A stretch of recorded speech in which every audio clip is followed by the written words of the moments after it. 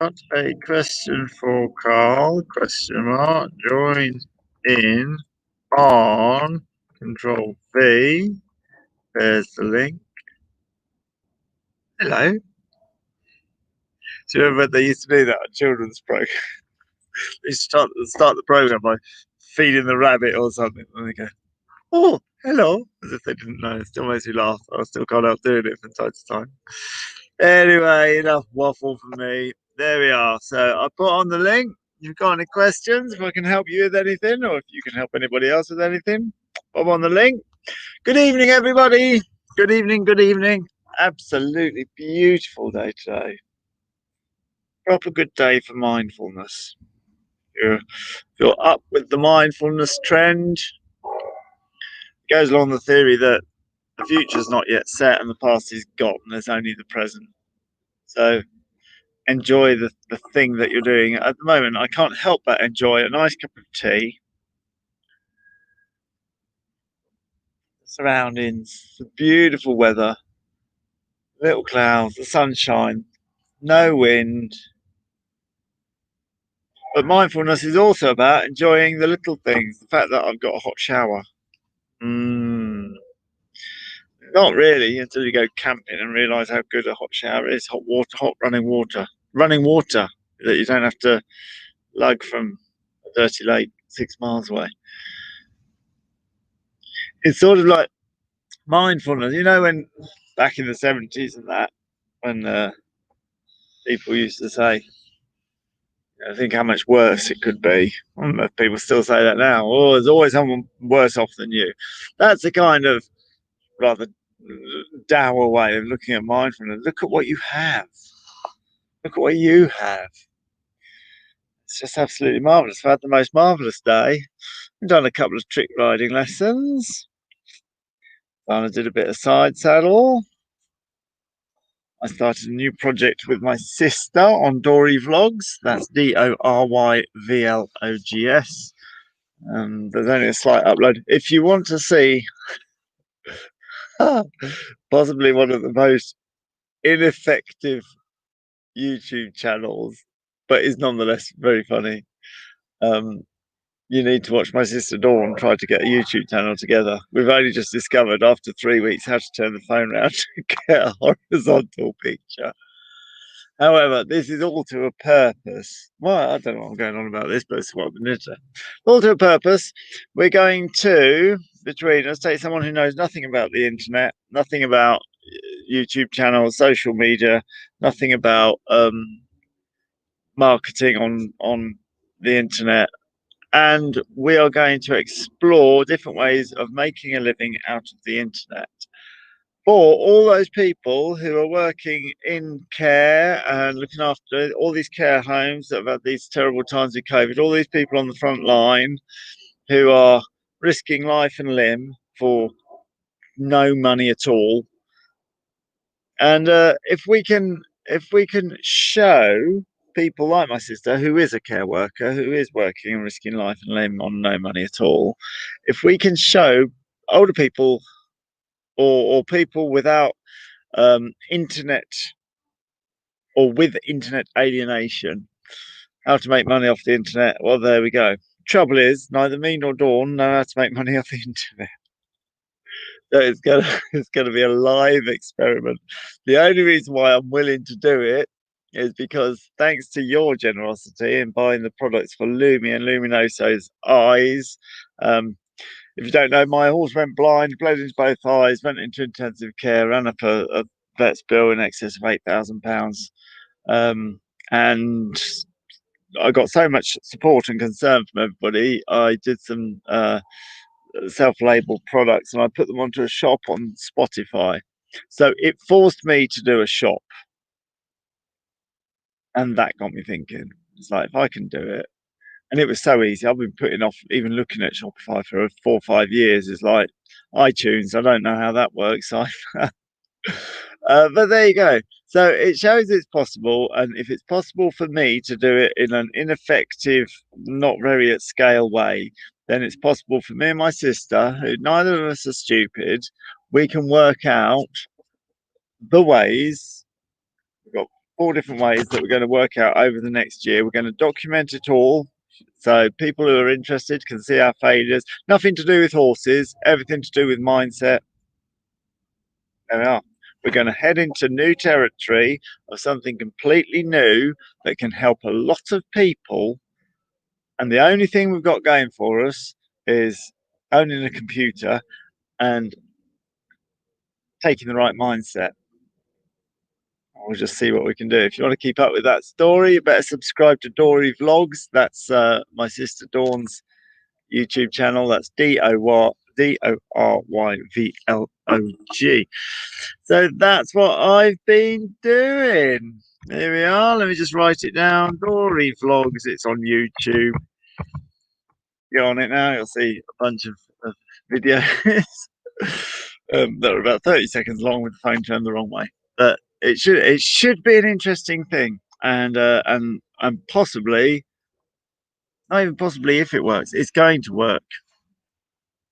Possibly show a bunch of people who otherwise wouldn't have considered a secondary income and are struggling along whilst in the jobs that are literally on the front line. I'm very excited. It's absolutely marvelous. Nothing to do with horses, all to do with mindset, all to do with watching me struggle with new concepts, taking my own advice. It's possible, right? It's possible. Are there people making a living off the internet? Yeah. Second, it's possible for me. Okay. Third, it's possible for me because if I break it down into bite sizes, everything's possible, which is the advice that I've been giving out to horse riders for the last 10 years. Because I work with horses, I know it's possible. I know it's possible. I know it's possible for you, whatever it is you want to do on your horse. And I know it's possible for you if you break down the bite sizes and don't take on other people's opinions and there's my content. That's my field of expertise. So that's what I've been doing. What have you been doing? Hey everybody, how are you? Thank you very much for joining. Lovely. We've got Helen and Ali and Jeanette and Amanda and Kerry and Chris and Ali and Diane and Sarah. Hello, Sarah. Not seen you for a while. And a whole bunch of other people who haven't quite said hello yet, but that's all right. If you have a question, here's the link. Feel free to come on and chat. There we go. So I had a really interesting conversation last week with one of the members of my online group, the, I'll get the words right, Mountain Division Ultimate in capital letters Rider Confidence course. So this is a 3-month course, and it goes into all mindset, self-identity, self-awareness, self-assuredness, rider confidence, of course, and then all other aspects of our personalities that stop us doing the things that we want to do. And I was just having a little catch up in the Facebook group that we've got, and one of the people said that she was surprised to feel anxiety earlier in the week on her horse. And the anxiety was because she was out with a bold rider who often pushes her out of her comfort zone. And this time did push her out of her comfort zone. Excuse me. But a bit too far. Got her to go further, faster, higher on her horse than she was ready for. And so she got a bit nervous, she got a bit uncomfortable, got a bit butterflies, got a bit anxiety, of course, and was surprised to find that after completing the course. And we all had a little chat about how our minds work and why this might have been taken on board. And then I got to thinking, just over the next few days, I always think, turn these things over in my head as well. And I got to thinking about, basically, she'd taken too big a bite-sized step, and the control had been taken out. So it wasn't even her who'd taken too big a bite-sized step. This other bolder rider had decided that they were going to take this bite-sized step, and it was a bit too far. Now, I'm totally with that, because I'm like that all the time. For example, I don't jump. You might have seen me doing super impressive jumping over fire with my horse, but quite honestly, the fire's 6 foot tall, but the pole itself is about knee height, so it really barely counts as a jump. There we go. No, I suppose it does count as a jump. They've got to lift both feet off the floor, and there. But even me being Karl Greenwood, the rider confidence coach, if you stuck me on a great big bouncy hunter called Barney, and an extra bold rider was like, "Come on, Karl, we'll just go over this 5 bar gate. Don't worry about Barney, he knows what he's doing." I'd have anxiety as well because I don't know what I'm doing. That's too big a bite size. Now I can jump over a jump that's shin height, and I know that if I needed to, I could jump over a jump that was a 5 bar gate. If we got a film for jumping over a jump on a 5 bar gate and I was doing it, I know I could do it because I know that I would break it down into bite-sized pieces and get used to each bite size as I got to it, or something that isn't necessarily jumping related. I If you stuck me on a 4 in hand stagecoach and told me to take it up Oxford Street, I'd be extremely frightened because I can't do that. And there we are. But I know that if there was something coming up where I had to learn, I know that I can learn that. I know that it's possible to take a 4 horse team up Oxford Street. A, is it possible? B, is it possible for me? C, what are the bite sizes I need to get there? So it struck me that any amount of stuff could be broken down like that. In fact, it needn't even be. It's the loss of control. The fact is, this person had lost control of their bite sizes, and their lesson plan was then being dictated by somebody else, and that lesson plan was bolting. The horse wasn't bolting. I hate a bolting horse. In fact, it was my sticking point for a long time as a beginner. Fairly quickly, a horse bolted, and I still hate a bolting horse because I hate that feeling of being out of control. I've got things that I do now that I've got tools now that help me, and ultimately, if it comes to it, I know how to fall as well, so I can always bail out. So I'm not as afraid of it as I used to be, but I still hate it. Hate a bolting horse. However, if you get on a horse that we go to this particular place and the horses always gallop up this particular place and you're not going to stop it, that's almost exactly the same as a bolting horse. Almost. You're not going to stop the horse in either case, but in the one case you're expecting it and you're in control because you know the horse isn't going to stop, and then you regain control at the other end. And in the other case, you're not in control and the horse has to decide when it's going to stop rather than you. And this is the thing. On the one, I'd hate it. And if I had a instructor saying, "Come on, Karl Greenwood, ride a confidence coach, bloody jump over this 5 bar gate." And I'm getting all anxiety and going, "I don't really want to jump over this 5 bar gate." And then, of course, they'd be like, "Don't be silly, Barney can do it. There's nothing to worry about. Barney can do it.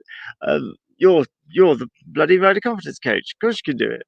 And then I'd start reading meaning into that. It's like, blimey, I am Karl Greenwood, the confidence coach, and here am I, scared of a 5 bar gate. My word. Now I'm reading it into my self-identity, and we're getting all into imposter syndrome that I go into in the Mountain Division Ultimate Rider Confidence course as part of the course and part of what we're talking about. But then I'm in imposter syndrome, which every expert has. If you're an expert in your field, there's always a time when you're kind of like, "Ooh, this is perfectly normal. It's part of your negative, the way your brain works, and there are ways of dealing with it." But if I added on other people's opinions, so this bold rider now doesn't think much of me, it's caused me imposter syndrome, it's caused me to doubt myself and doubt my own self-identity. I've read this meaning into it, that it means that I'm not such a good horse rider after all, and maybe I shouldn't be teaching people. And this is the way negative brains work. So we've got another thing coming in now, the meaning I've read into it. So by the time you've read some meaning into it, suffered someone else's opinion, fought with yourself about your bite sizes or lack of bites, and had to jump over the 5 part gate or not, or do the walk of shame home, or what, that's where it comes from. Not from the actual event itself, from all these other things that affect all humans. We all get it in one field or another. I generally don't get it with horses because my work is with horses. So it would have to be a pretty extreme situation, but I could easily get it in some other situation as an author, as a speaker. Indeed, well, what I started off with, I'm now going to start a second page along with my sister, all about making money on the internet. And I haven't got a clue about it. Am I going? What? There's obviously an anxiety, and when I think about it, it's like, what's the worst that happens? People watch me trying to set up a Shopify store, and no one buys anything. Really, is that bad? And another part of my rider confidence, I'm sure you'll know, the opposite of success is learning. So then if I continue to throw myself at Shopify stores, as the people who have successful Shopify stores do, eventually you learn your industry. It certainly worked with me with horses. Of course, I wasn't great with horses when I started. I wasn't great with running rider confidence courses when I started. You don't have to be good to start, but you do have to start to be good. So that's all really interesting food for thought there. The fact that it's not always the activity, it's the meaning you read into it. It's not the events in your life, says Tony Robbins. It's not the events in your life. It's not the fact that you got divorced. It's the meaning that you read into it. Therefore, I'm a terrible husband, terrible wife, terrible father, terrible mother. So there we go. I just thought that was super interesting. And I really like having these conversations about how humans work. Lovely. I'm just going to read through the comments now. Lovely. Look at those. Diane says, I love the thrill and speed and excitement, but I'm a pretty hyper as a person. So do I. I do. I love it. I love it. Well, actually, I love doing shows, which is slightly different, isn't it? It's showing off. It's appealing to my entertainer, and you got personality types: entertainer, carer, warrior, and everybody's got a different percentage of those. You get businessmen who are warriors like Alan Sugar and this and that. I'm clearly a carer, but I'm also an entertainer, as in a show off. So I'm 40-40 and then 20 warrior. So you get all these different things.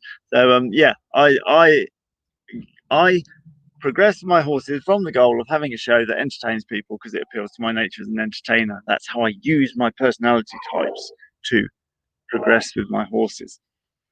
Yeah, it's all about finding the joy in what you're doing, which is a whole other part, a whole other module. Okay, hello. Let's have a little look. Um, maybe the bite size was too big for you and her. Is she confident with you? Maybe? Oh, yeah, this wasn't me taking this person out, by the way, just to make that clear. It's just a conversation that we were having in the internet group, in the Facebook group for the online course that I do, the Ultimate Rider Confidence course. So, of course, if I'd have been in charge of it, the bite size would have been perfect. Yeah, yeah, lovely. But some good suggestions from Charlotte there. If anybody would like to join the conversation, let's just Control V. There we go. You can join in there. And I should definitely, actually, now I'm thinking about it, that's remiss of me. I'll put the link through. Just bear with me a sec for the Ultimate Rider Confidence course. If anyone wants to explore that a little bit further, I can just find my. Just talk amongst yourselves.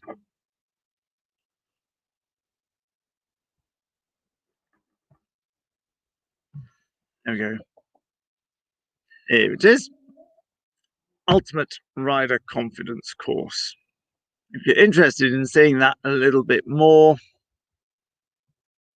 here comes the link. If I can just Control V that link.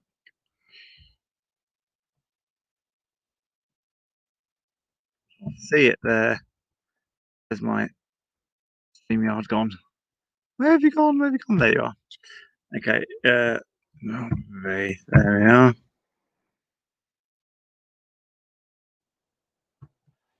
There we are. So there's the link if anyone wants to see that a bit more. 3-month online course that gets right to the nitty gritty of how we think about horses. Oh, let's just have a little look at that conversation. So, Jeanette, thank you for joining in. Regarding mindfulness, I was told a tip to help clearing your mind and falling asleep was to think of 5 positive things that have happened during the day, no matter how small. Correct. I mean, it goes with the old, with every cloud, there's a silver lining. There, I can think of a really traumatic section of my career where it was all falling apart. And if ultimately, now looking back, if that hadn't been the case, and I'm sure you've all had neighbours from hell, so it was a neighbours from hell story. Alcoholic landlord and lots of horses being turfed out, and the worst thing in the world that was. If that hadn't happened, I wouldn't be here because I wouldn't have made this move. It would have been the worst thing in the world if the landlord had been absolutely super and helped as best he can, because I'd still be in that position. So now you look back. So another point is, say, you never can tell. So do take notice, as Jeanette says, take notice of the small victories, because you will get in the habit of congratulating yourself, as opposed to the other habit, which is always saying you're not doing good enough. It's really interesting how the mind works. I do love it. Hello, hello. Hello, everybody. Thank you very much for coming.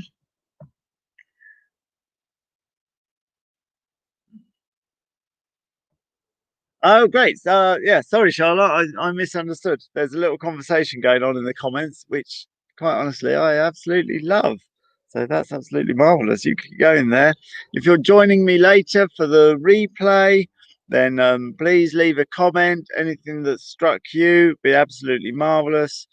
And in the meantime, have a lovely evening. Enjoy the mindfulness, and we'll see you again. Toodaloo.